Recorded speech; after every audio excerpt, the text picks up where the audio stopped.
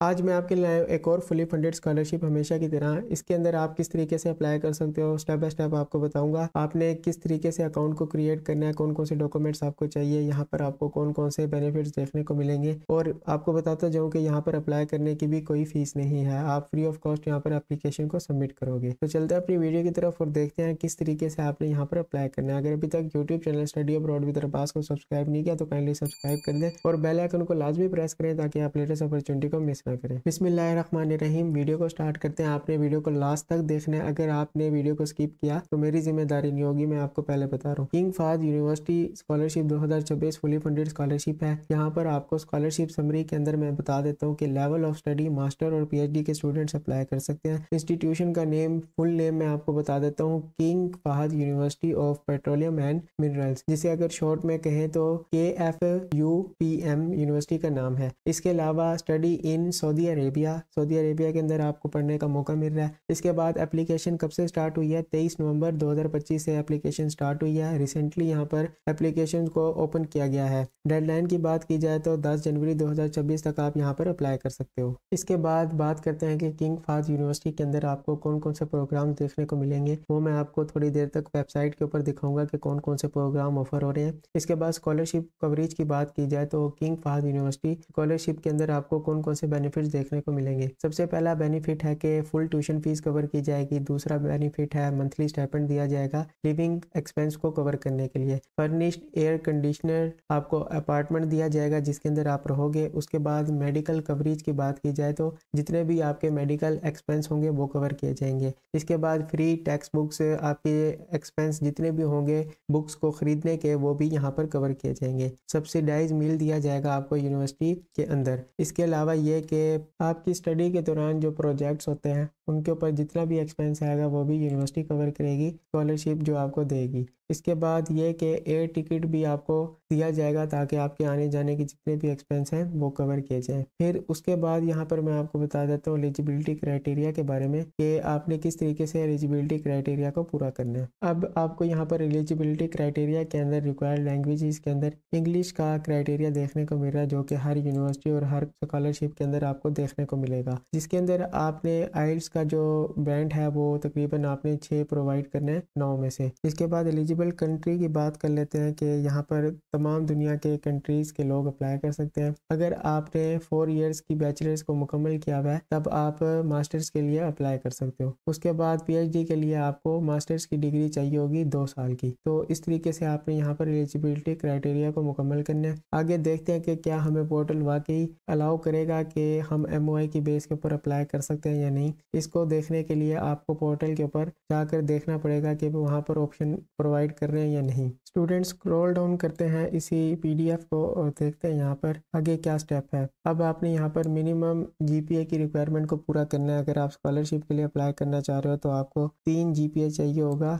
4 में से। अगर आप सेल्फ के ऊपर पढ़ना चाह रहे हो तो आपको 2.5 का GPA चाहिए होगा 4 में से। तो यहाँ पर आपको 2 तरह की एप्लीकेशन देखने को मिल जाती हैं, या तो स्कॉलरशिप की बेस के ऊपर अप्लाई करना चाहते हो या फिर सेल्फ की बेस के ऊपर अप्लाई करना चाह रहे हो। तो आपने वहाँ पर पोर्टल के ऊपर ऑप्शन को सिलेक्ट करना होगा। फिर MBA स्टूडेंट्स वालों के लिए अलग से एक क्राइटेरिया कि आपको यहाँ पर 3 GPA चाहिए होगा 4 में से और एटलीस्ट आपने 1 year full time work experience show करवाना है, तभी आप यहाँ पर अप्लाई कर सकते हो। स्क्रॉल डाउन करते हैं कि how to apply King Fahd University scholarship. Step 1 ये है कि सबसे पहले आपने अपने पोर्टल के ऊपर अकाउंट को क्रिएट करना है। आपको ये पता होना चाहिए कि आप कौन से प्रोग्राम के लिए अप्लाई कर रहे हो, तभी आप यहाँ पर अच्छे से अपने डॉक्यूमेंट्स को कंप्लीट कर सकते हो। जब आप अपने यूजर नेम और पासवर्ड को सिस्टम के अंदर क्रिएट कर लोगे और आपके पास ID आ जाएगी, तब आपने मैंडेटरी डॉक्यूमेंट्स को अपलोड करना है। यहाँ पर आपको एकेडमिक रिकॉर्ड देखने को मिल जाता है जो कि आपने अपलोड करना है, जिसके अंदर आपको मिनिमम CGPA रिक्वायर्ड है 3 आउट ऑफ 4। इसके अलावा ट्रांसक्रिप्ट के अंदर आपको ऑफिशियल ट्रांसक्रिप्ट चाहिए होगी। अगर आप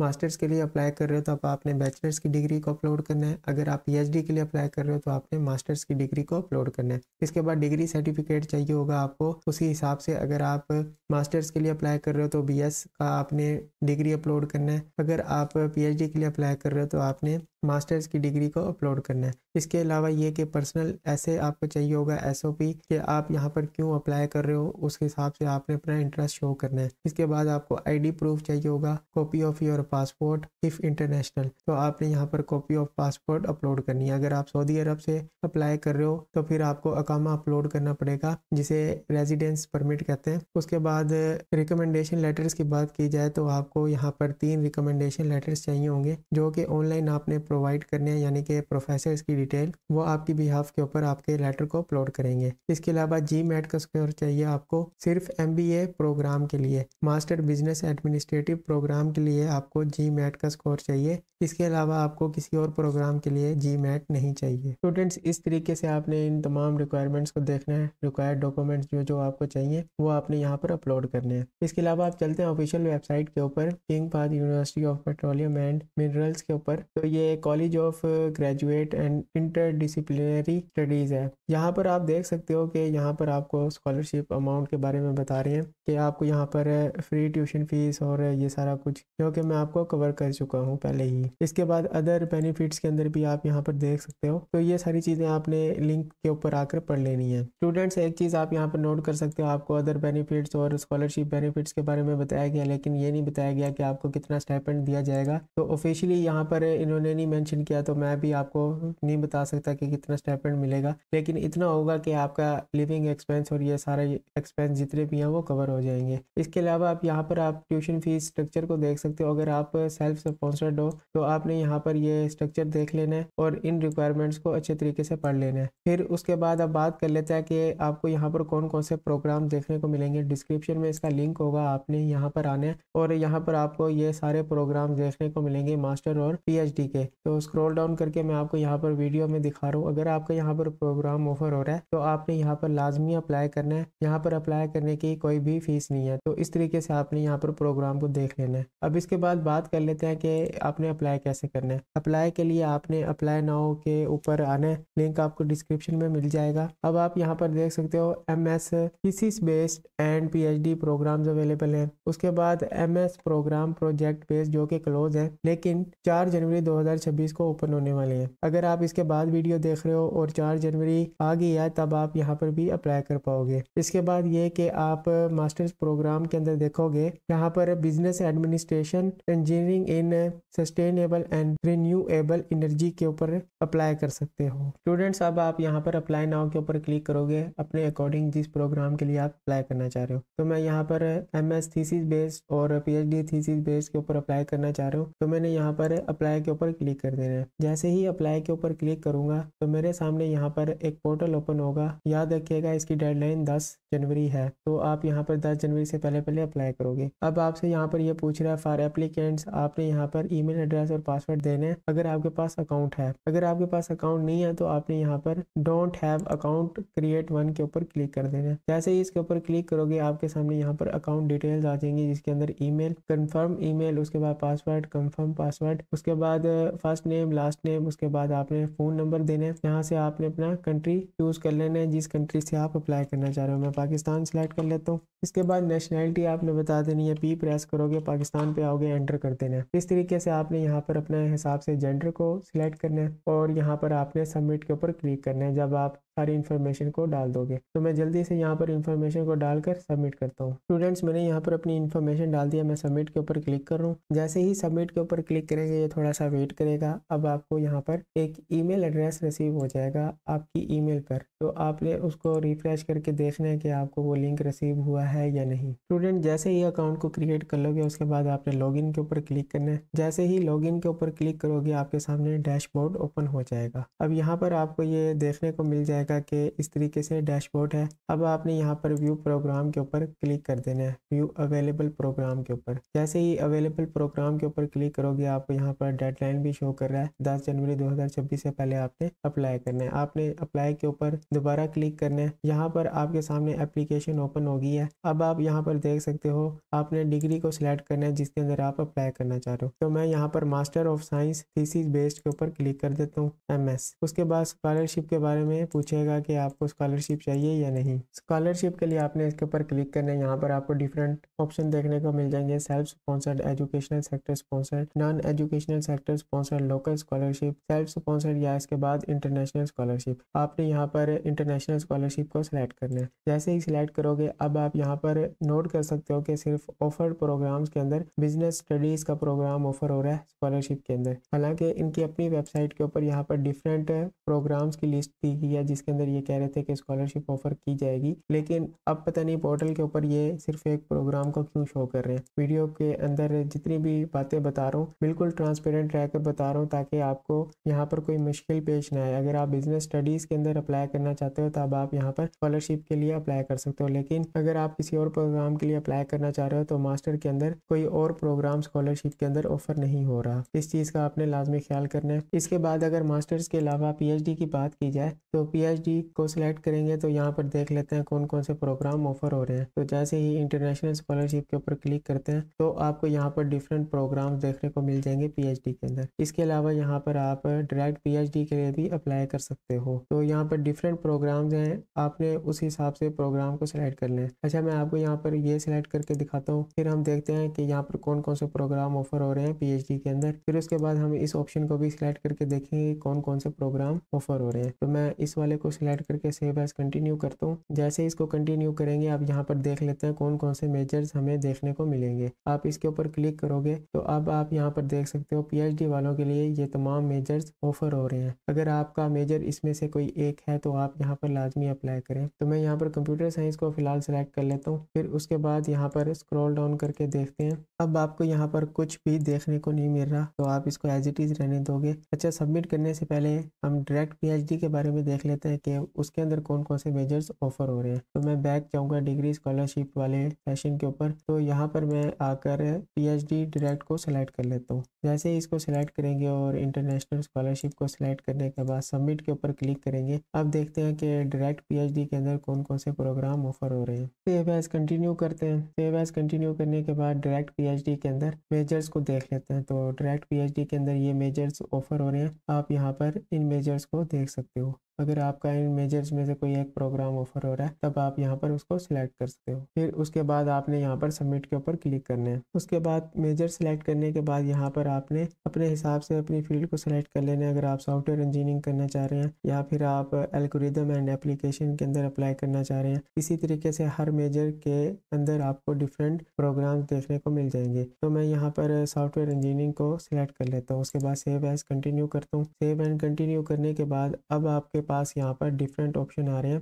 कि आप यहाँ पर अपनी जनरल इन्फॉर्मेशन को दोगे। इसके अंदर आपका फर्स्ट नेम, लास्ट नेम, उसके बाद ये कंपलसरी फील्ड नहीं है क्योंकि आपका अरेबिक में कोई नाम नहीं है। फिर उसके बाद जेंडर, उसके बाद date of birth, blood type बता देना आपने। फिर उसके बाद यहाँ पर nationality, country of birth, native language, उसके बाद आइडेंटिफिकेशन टाइप बता देनी है, पासपोर्ट सिलेक्ट करना है, यहाँ पर उसका नंबर डाल देना है पासपोर्ट का, आईडी डेट ऑफ इशू और ID date of expiry, email address और फ़ोन नंबर आपका वही आ जाएगा जो आपने डाला था। फिर उसके बाद आपने मुकम्मल एड्रेस बताना है, city name, region, postal code बताना है। पोस्टल कोड का नहीं पता तो आपने अपने शहर का नाम लिखकर गूगल पर सर्च करना है पोस्टल कोड, तो डिफरेंट पोस्टल कोड आ जाएंगे, उसमें से एक यहाँ पर पेस्ट कर देना है कॉपी करके। उसके बाद कंट्री ऑफ रेजिडेंस में आपने बता देना है पाकिस्तान। इस तरीके से आप यहाँ पर, अगर आपने कभी पहले अप्लाई करा था तो आपके पास आईडी होगी यहाँ पर। अगर आपके पास आईडी नहीं है पोर्टल की तो आप इसको एज इट इज रहने दोगे। फिर उसके बाद आपने सेव एज कंटिन्यू के ऊपर क्लिक कर देना है। जैसे ही सेव एज कंटिन्यू करोगे उसके बाद एजुकेशन हिस्ट्री वाले टैब के ऊपर आ जाओगे। यहाँ पर आपने एजुकेशन के बारे में बताना है, इंस्टीट्यूशन का नेम। अगर आपका इस लिस्ट में यूनिवर्सिटी का नाम है तब आप यहाँ पर उसको सिलेक्ट कर लोगे। अगर आपका नाम नहीं है तो आपने अदर के ऊपर क्लिक करना है और यहाँ पर अदर इंस्टीट्यूशन के अंदर अपने यूनिवर्सिटी का नाम डाल देना है। उसके बाद आपने यहाँ पर कंट्री बताना है कि कौन सा कंट्री था, तो पाकिस्तान सिलेक्ट कर लेंगे। सिटी के बारे में बताना है, यूनिवर्सिटी किस सिटी के अंदर थी। उसके बाद जीपीए स्केल बता देना आपने कि हमारा जो स्केल था वो 4 था, तो 4 स्केल को आपने सिलेक्ट कर लेना है। फिर उसके बाद आपने यहाँ पर जीपीए बताना है, अपना डिग्री टाइप बता देनी है यहाँ से कि आपने कौन सी डिग्री की थी। तो मैं यहाँ से एक डिग्री को सिलेक्ट कर लेता हूँ अपने हिसाब से, bachelors of science regular full time. फिर उसके बाद मेजर बता देना है जो कि कंप्यूटर साइंस था, क्योंकि हम कंप्यूटर के लिए अप्लाई कर रहे हैं तो यहाँ पर आपने कंप्यूटर साइंस लिख देना है, या फिर अपनी फील्ड के हिसाब से जिस फील्ड के अंदर अप्लाई कर रहे हो उसका मेजर लिख देना है जिसके अंदर आपने अपनी डिग्री को मुकम्मल किया है। फिर उसके बाद डिग्री ड्यूरेशन के बारे में बताना है कि कितने साल की डिग्री थी, तो मैं यहाँ पर 4 प्रेस कर देता हूँ। उसके बाद डिग्री कंप्लीशन ईयर वो भी आपने यहाँ पर बता देना है। फिर इस तरीके से आपने सेव एज कंटिन्यू के ऊपर क्लिक कर देना है। जैसे ही फील्ड सारी मुकम्मल होंगी फिर आपके सामने यहाँ पर वर्क एक्सपीरियंस आ जाएगा। वर्क एक्सपीरियंस के अंदर अगर आपके पास कोई एम्प्लॉयमेंट हिस्ट्री है या जहां आप काम करते हो या जहां आपने काम किया था तो उसके बारे में बताओगे। ऐड एम्प्लॉयमेंट के ऊपर क्लिक करोगे, यहाँ पर एम्प्लॉयमेंट नेम, सिटी, कंट्री, उसके बाद एम्प्लॉयमेंट टाइप फुल टाइम था, इंटर्नशिप थी या पार्ट टाइम था। फिर उसके बाद यहाँ पर आपने जॉब टाइटल बताना है, स्टार्ट डेट, एंडिंग डेट। फिर उसके बाद यहाँ पर आपने ऐड एम्प्लॉयमेंट कर देना है तो वो आपकी एप्लीकेशन के अंदर एंटर हो जाएगा। स्टूडेंट्स ये आपके लिए कंपलसरी नहीं है वर्क एक्सपीरियंस। अगर आपके पास एम्प्लॉयमेंट नहीं है या जॉब नहीं है तो आपने यहाँ पर डिलीट के ऊपर क्लिक कर देना है। यहाँ पर लिखा हुआ भी है note skip this session if you have no work experience, तो मैं इसको डिलीट के ऊपर क्लिक कर दूंगा।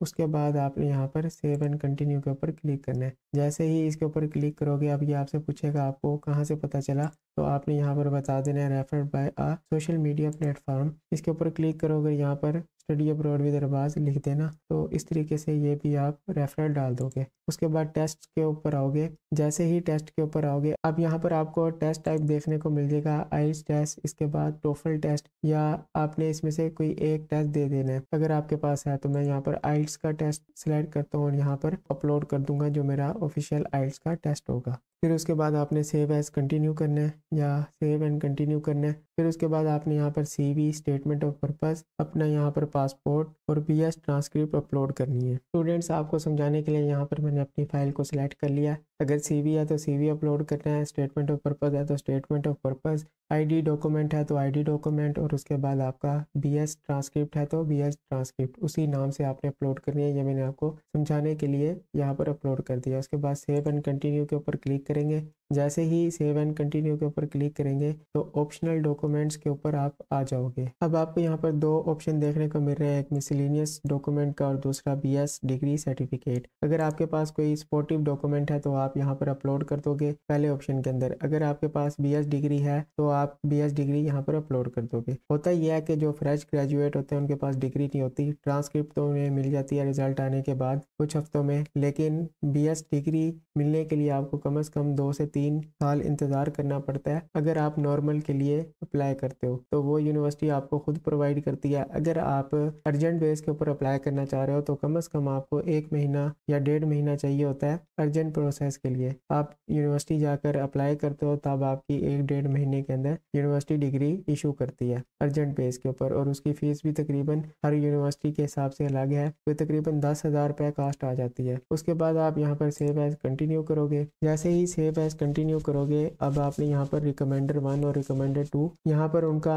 नेम डालना है और ईमेल एड्रेस डालना है। इस तरीके से आप यहाँ पर सबमिट कर दोगे एप्लीकेशन को। तो आपको यहाँ पर 2 रिकमेंडर्स चाहिए होंगे आपकी प्रीवियस यूनिवर्सिटी से जिन्होंने आपको पढ़ाया होगा या आपको सुपरवाइज किया होगा। स्टूडेंट्स आप नोट करें कि जो हमने फील्ड मुकम्मल फिल की है उसके आगे ये टिक बना आ रहा है, और जो हमने फील्ड सही से फिल नहीं की उसके आगे टिक नहीं बना आ रहा है। इस वजह से हमारी परसेंटेज ऑफ कंप्लीशन जो है वो 50% हुई है। जैसे ही आप 100% कर लोगे उसके बाद आपने सबमिट के ऊपर क्लिक कर देना है। जैसे ही सबमिट करोगे तो आपकी एप्लीकेशन सबमिट हो जाएगी। इस तरीके से आप अपनी एप्लीकेशन को सबमिट करोगे और यहाँ पर कोई भी अप्लाई फीस नहीं है, आप फ्री ऑफ कॉस्ट अप्लाई कर सकते हो। स्टूडेंट्स उम्मीद करता हूँ आपको वीडियो पसंद आई होगी। आपने channel study abroad with Arbaaz को सब्सक्राइब कर दिया होगा। इसके अलावा ये व्हाट्सएप चैनल को भी फॉलो करें ताकि आप लेटेस्ट अपॉर्चुनिटी को मिस ना करें। व्हाट्सएप चैनल को फॉलो करने के लिए आपने इस लिंक के ऊपर क्लिक करना है और आप व्हाट्सएप चैनल को भी फॉलो कर सकते हैं। इसके अलावा अगर अभी तक आपने इन वीडियोस को नहीं देखा तो काइंडली इन वीडियोस को भी लाजमी देखें ताकि आप इनके अंदर अप्लाई करके अपने फ्यूचर को सिक्योर करें। मिलते हैं एक और वीडियो में एक और फुली फंडेड स्कॉलरशिप के साथ, तब तक के लिए अपना ख्याल रखिएगा। अल्लाह हाफिज़।